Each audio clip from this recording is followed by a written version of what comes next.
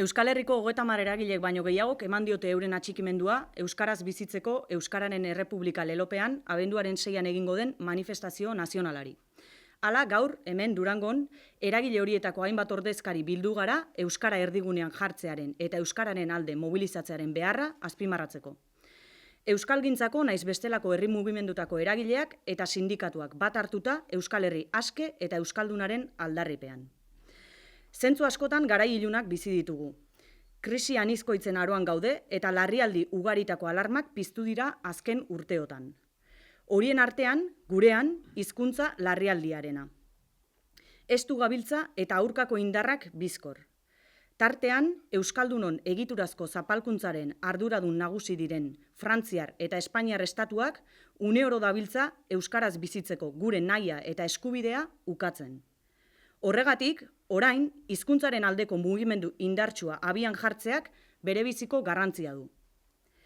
Testuinguru horretan, gainera, jarrera erreakzionario eta atzerakoiak ugaritzen ari dira.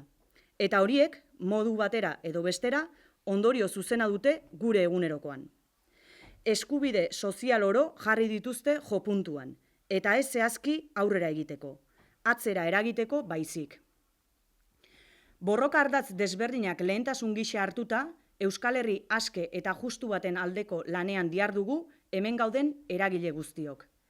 Eta bide horretan jasaten dugun hizkuntza zapalkuntza gainditzea ezinbestekoa ez ezik zentrala izango da.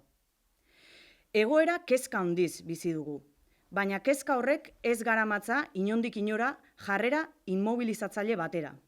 Kontrara eta etsipenetik urrun, eragiteko eta egoera aldatzeko konpromisoa hartua dugu. Aurreko belaunaldiek erakutsi digute euskara putzu sakon eta ilunenetik atera daitekeela.